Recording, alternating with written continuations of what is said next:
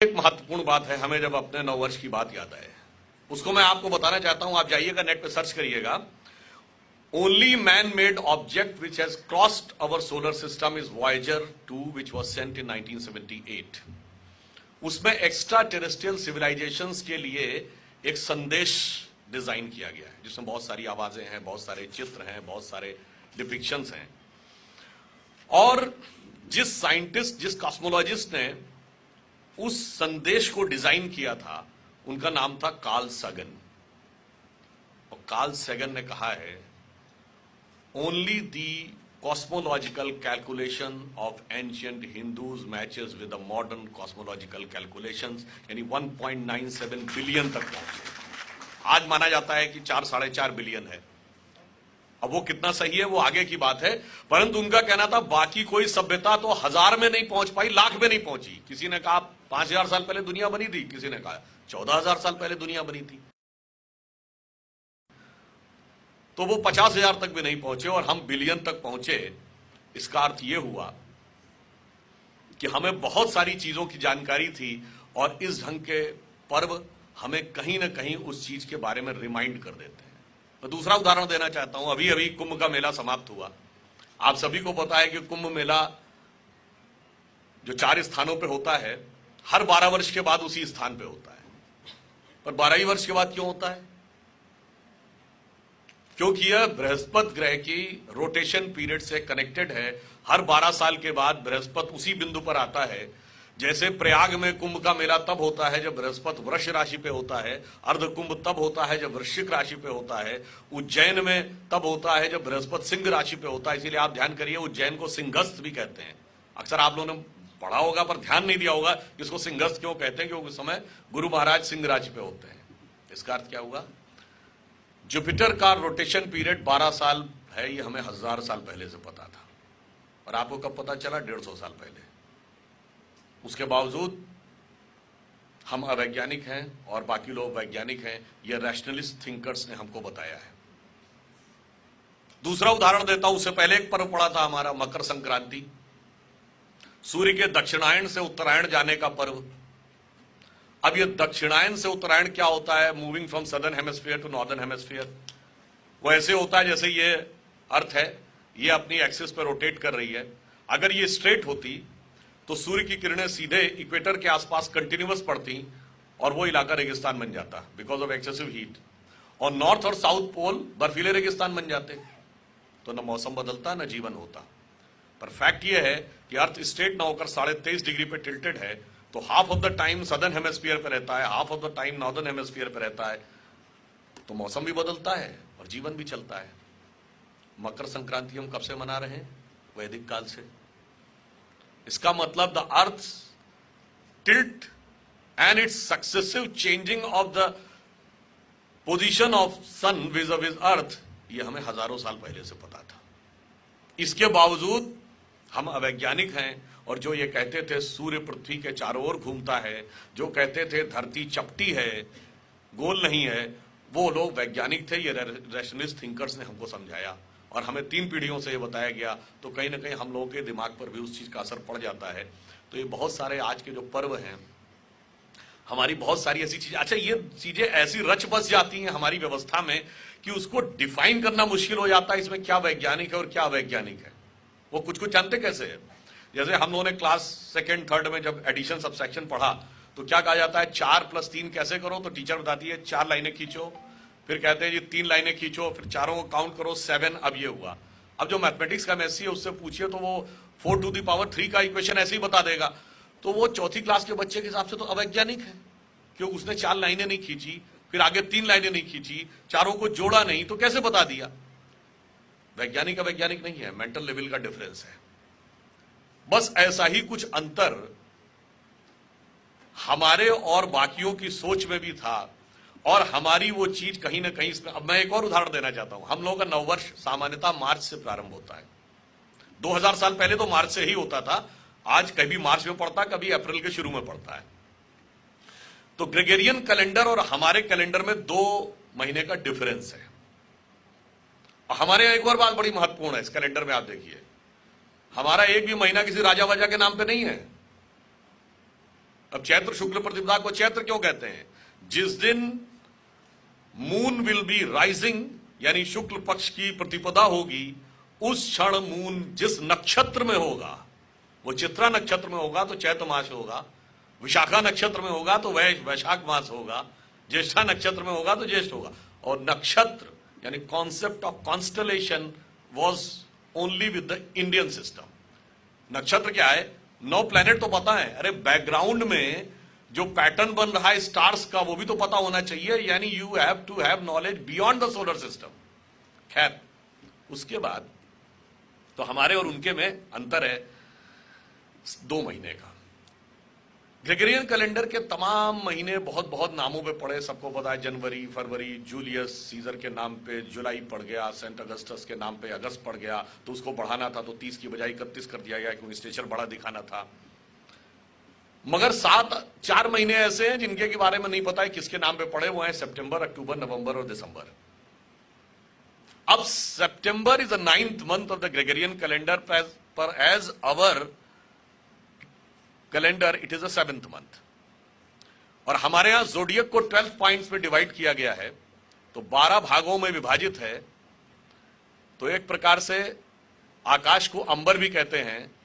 तो जब सूर्य अंबर के 7वें हिस्से में है तो वो सप्त अंबर है, जब 8वें हिस्से में है तो वो अष्ट अंबर है, जब 9वें हिस्से में है तो वो नवम अंबर है, जब 10वें हिस्से में है तो वो दशम अंबर है। अब कोई ये कहे जी आपने तो सिमिली ड्रॉ कर दी, इसका लॉजिक क्या है? तो पहला लॉजिक तो ये है कि आप बता दीजिए चारों नाम कहां से आए, वो भी इसी सीक्वेंस में। और दूसरा लॉजिक यह है भाई 30 से 31 के कई महीने किए तो आखिरी महीने में से डेट कम होगी ना, तो दिसंबर 28 का होना चाहिए था, ये फरवरी 28 का क्यों होता है? लॉजिकल है ना कि जब आप पिकअप करेंगे कहीं से तो एंड से ही वो कम होगा, इसका मतलब फरवरी वो तो लास्ट मंथ, ये तो बाद में आपने चेंज किया। ये आप समझ लीजिए इसका अर्थ क्या हुआ, पूरी दुनिया हमारे ही संवत्सर को मानती थी, पूरी दुनिया नॉलेज के जिस लेवल पे थी वो हमारा ही अनुसरण करती थी। और इसीलिए शिक्षा के मामले में भारत विश्व का गुरु था। देखिए एक हम बात करें, हम सुपर पावर नहीं थे और सुपर पावर बनना भी नहीं चाहते थे। तो पावरफुल आदमी के बगल में आप खड़े हो जाइए तो आप थोड़ा संकोच में महसूस करते हैं, थोड़ा ठिठका हुआ महसूस करते हैं, कभी कभी थोड़ा दबा हुआ महसूस करते हैं। और गुरु के बगल में खड़े हो जाइए तो उन्नत, आनंदित और आह्लादित महसूस करते हैं। पावरफुल आदमी आपको फोर्स कर सकता है कोई काम करने के लिए, इंस्पायर नहीं कर सकता, इंस्पायर गुरु करता है। इसीलिए भारत दुनिया का एकमात्र देश है जो अपने को भारत माता भी कहता है, और अगर हम पुल्लिंग में आते हैं तो जगत गुरु थे। और भारत में गुरु और शिष्य परंपरा थी। देखिए जब हम शिक्षा की बात करते हैं, आज सबसे बड़ी समस्या क्या हो गई कि शिक्षा के संदर्भ में हमारे कॉन्सेप्ट वेस्ट के इन्फ्लुएंस में बहुत ज्यादा आ गए। आप सब लोग मतलब इतने विद्वान हैं, सबको ही पता होगा, हम सब लोग एक ना एक समय पे डिग्री ले चुके हैं। जब डिग्री लेना होता है तो उसको कन्वोकेशन होता है। कन्वोकेशन को हिंदी या संस्कृत में क्या कहते हैं? दीक्षांत समारोह। शिक्षांत समारोह नहीं कहते, दीक्षा हमारे यहां इंपॉर्टेंट है। हमारे यहां यह कहा जाता है किस गुरु से दीक्षा ली, शिक्षा ली नहीं। शिक्षा लेने के लिए तो गुरु की आवश्यकता ही नहीं। किताबें अवेलेबल है मार्केट में, आजकल इंटरनेट पे ज्ञान अवेलेबल है। जैसे मैं इंजीनियरिंग का विद्यार्थी रहा, मुझे थोड़ी रुचि हो गई इतिहास के बारे में, इतिहास की किताबें पढ़ लीजिए। आपको अर्थशास्त्र के बारे में रुचि हो जाए, एक 20-25 किताबें, 30-40 किताबें एक साल में पढ़ डालिए, 2 साल में, आप 2 साल बाद अर्थशास्त्र के बड़े अच्छे विद्वान हो जाएंगे। शिक्षा के लिए गुरु की आवश्यकता नहीं, दीक्षा के लिए गुरु की आवश्यकता है। और हमारे यहां गुरु और शिष्य में शिक्षा का कॉन्सेप्ट भी बिल्कुल डिफरेंट है। गुरु शब्द की व्याख्या आप में से ज्यादातर लोगों को पता होगी, निश्चित रूप से सभी को पता है। गु शब्द का अर्थ होता है अंधकार, और रू का अर्थ होता है उसको निवारण करना, जो संस्कृत में है गु शब्दस्तु अंधकार स्यात्, रू शब्दस्तन निवर्तिका, अंधकार निवर्तित्वात् गुरु नित्य विधीयते, यानी इसका काम अंधकार का निवारण करना हो। परंतु शिष्य की परिभाषा आप में तो हो सकता कुछ लोगों को पता हो, और मुझे लगता कुछ लोगों को ना भी पता हो। What is the origin of this word शिष्य? आजकल एक और बात भी हो गई, हमारे बच्चे बहुत अंग्रेजी पढ़ने लगे हैं, विदेशी भाषाएं पढ़ने लगे हैं, तो वो जो मूल फंडामेंटल कॉन्सेप्ट से अलग होने लगे हैं। एक्चुअली में हिंदी या संस्कृत में एक शब्द होता है शेष, रेजिडुअल, कितना शेष बचा। शिष्य इज द एडजेक्टिव ऑफ शेष। वेस्ट का कॉन्सेप्ट ये कहता है शिक्षा देनी है तो हमें नॉलेज इंपार्ट करनी है, certain subject, certain things, certain concept उसके दिमाग में हमें इंट्रोड्यूस करने हैं बुद्धि के स्तर पे। हमारी शिक्षा कहती है इंट्रोड्यूस नहीं करने, कोई चीज देनी नहीं है, उसका स्वरूप जो है वो तो हमेशा से ज्ञान का ही है, क्योंकि हमारे यहां हर व्यक्ति को माना गया है अहम ब्रह्मास्मि, वो ब्रह्म का स्वरूप है। केवल माया का आवरण उसके ऊपर आके सेटल हो गया है, उसे हटाना है, और जो जो हटता जाएगा नॉलेज उभर के सामने आती चली जाएगी। इसलिए जब आपने माया को हटाया या अज्ञान का उसके ऊपर से सेटलमेंट हटाया, जो शेष बचा वो शिष्य था। और हम सब ने वो श्लोक भी सुना है, शायद उसके अर्थ पे कभी ध्यान नहीं दिया। गुरु और शिष्य के लिए क्या श्लोक बोला जाता है? गुरु शिष्य से कहता है ओम पूर्णमिदं पूर्णमदः पूर्णात् पूर्णमुदच्यते पूर्णस्य पूर्णमादाय पूर्णमेवावशिष्यते। इसका अर्थ क्या हुआ? पूर्णमिदं, यह पूर्ण है, पूर्णमदः, मैं पूर्ण हूं, पूर्णात् पूर्णमुदच्यते, पूर्ण में से पूर्ण ही निकलता है। इन्फिनिटी में से आप इन्फिनिटी को टेक आउट करिए, इन्फिनिटी बचता है, तो मैंने पूर्ण में से पूर्ण निकाला, और अब जो शेष बचा वो भी पूर्ण था, यानी उसका पूर्ण स्वरूप सामने आ गया। You have taken infinity out of the infinity, but the residual will always be infinity. तो गुरु और शिष्य परंपरा का ये अर्थ था, ये नॉलेज का एक अलग लेवल था। इसलिए हमारे यहां नॉलेज के दो पार्ट्स है, विद्या और अविद्या। वेस्ट में ऐसा डिवीजन ही नहीं था, इसलिए वो कंफ्यूज कर गए, विद्या क्या है और अविद्या क्या है। अविद्या सुनने में एक निगेटिव वर्ड लगता है, ऐसा निगेटिव नहीं था। ऑल वर्ल्डली नॉलेज वर अविद्या। ये physics, chemistry, math, zoology, botany, chemistry, sociology, history, geography, engineering, medical, mathematics से लेके आप मैनेजमेंट, ये जो पढ़िए, जो कुछ सांसारिक है वह अविद्या है। विद्या क्या है? उसकी क्लियर डेफिनेशन थी, सा विद्या या विमुक्त है। विद्या वो जो मुक्ति का मार्ग प्रशस्त करे। सरस्वती मां विद्या की देवी थी। विद्या के लिए अधिकारी होना आवश्यक है, अविद्या के लिए अधिकारी होना कोई आवश्यक नहीं है। वर्ल्डली नॉलेज के लिए, जैसे मैंने कहा, ना गुरु की आवश्यकता ना पात्रता की आवश्यकता, जिस सब्जेक्ट का मूड आ जाए किताब पढ़ लीजिए। मगर आज भी अगर आपको अपने अंदर स्पिरिचुअल एलिवेशन करना है तो बहुत सारे अपने ऊपर कंस्ट्रेंट्स लाने पड़ते हैं, कोई गुरु चुनना पड़ता है, उसके गाइडेंस में चलना पड़ता है, क्योंकि आपके पर्सनालिटी का टोटल ट्रांसफॉर्मेशन होता है। इसलिए उनका शिक्षा का कॉन्सेप्ट और हमारा शिक्षा के कॉन्सेप्ट में फंडामेंटल डिफरेंस था। और आप ये भी समझ लीजिए, हम सबसे पूछा जाता है कि एंशिएंट इंडिया में सबसे बड़ी साइंटिफिक डिस्कवरीज कौन सी? अरे ढेर सारी हैं, मगर मजबूरी में भी जाकर जिस डिस्कवरी को हमारे रैशनलिस्ट स्वीकार करने को बाध्य होते हैं तो कहते हैं जी जीरो भारत ने खोजा था। जीरो तो भारत ने खोजा था, पर जीरो भारत ने क्यों खोजा इसका जवाब कोई नहीं बता पाता। जीरो हमने इसलिए खोजा, जीरो का सबसे बड़ा खास ये बात यह है कि आप कितने भी नंबर्स तक कैलकुलेशन कर सकते हैं, उसमें कोई रिस्ट्रिक्शन नहीं रहता।